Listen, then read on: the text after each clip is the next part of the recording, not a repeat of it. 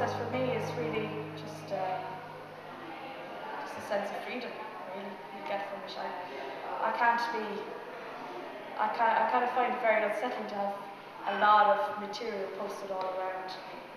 You know, I kind of prefer to work directly from, not my own imagination really, but just sort of from my own kind of, the process of just, you know, the way it flows really. I just like the kind of organic flow to the way each picture is developed. So, you know, none of it is, I'd never sit down and plan a picture, obviously. Which I personally think would be the best way to work. I don't have a studio, so it's basically my kitchen table with a laptop, piece of paper, and just I'm happy to just go from there and go, we'll see what happens. But personally, that's my favorite way to work. An observation that I would make,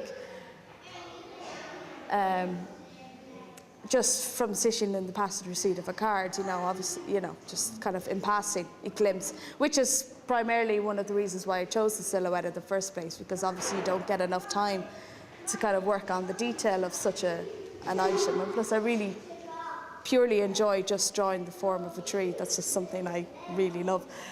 But yeah, it really does. I mean, it all comes, the whole producing the work, it does kind of produce all these questions about what other trees were around them, why has this remained in the spot as it remained, why has it developed in such a way and others haven't. I mean, a lot of the pieces, as you can see, they're just primarily on their own, you know, but like trees around them would not have grown to that state. They're just very, you know, so I would have singled out that one as sort of a primary figure in its location, whereas you'd have other trees around them that are just would not have developed in the same way they would have had. And it's just, perhaps that's one way of, that's just one way that I work. I kind of have, you know, I very much enjoy this honing in aspect, kind of the singling out.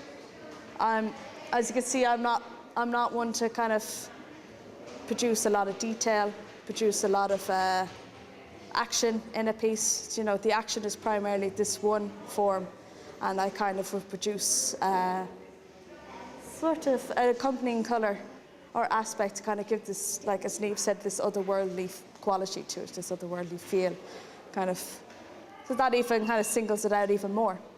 So it's, which is another way, it was just another reason I would have kind of drifted away from this whole placing all the action into one singular piece, I suppose. So it's just personally a way I prefer to work, honing in on one aspect, singling out its form, including as little detail as possible, and just simply creating a powerful image on its own, you know, just putting it out there.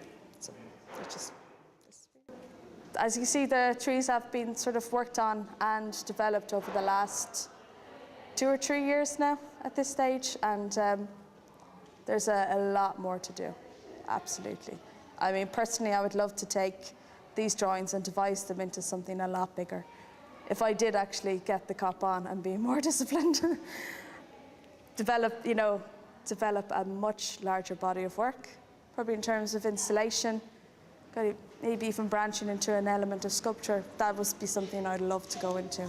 But at the moment where I am now, that's it's a bit difficult to come by. So you say that because I think I went through a stage when I was about 18, 19, where I was just obsessed about going around to all these locations in my hometown and documenting basically the decaying abandoned buildings that lay around. So it's interesting that you mentioned that to where I am now, even though that's not something that I would sit down and really think about. I mean, that was a different phase altogether, but and a completely different way of working as well. But certainly with that place, Woodstock, that I mentioned, where I got a great degree of the inspiration for all this, it is an extremely grand location. It would have been a lot more grand in its time when it was, you know, it was this fantastic estate for, you know, you know, they had all this time and money to travel the world and bring back the most exotic forms and species of trees. And it's a way to, if you go and look at it now, it is quite it's a very sad loss. I mean, but they are actually, it's great that they are actually restoring it, but not the house. The house is completely, has no hope.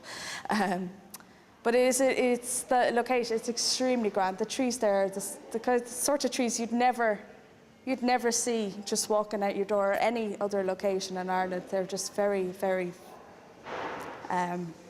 fantastic shapes, fantastic forms. And you can imagine the country that they came from, they would have been the greatest species of their time. You know, I mean, for redwoods, California redwoods exist there, but they're half the size they would have been in California, for example. So it's just, but it's funny that you mentioned that, you know, that it was an area that I worked with intensely long before I touched on anything like this. So it is definitely something I must, now that you mentioned it, you know.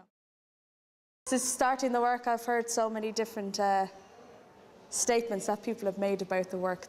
They would be very much, oh, it reminds me of this, or I take this from it, and I enjoy it because of that, you know.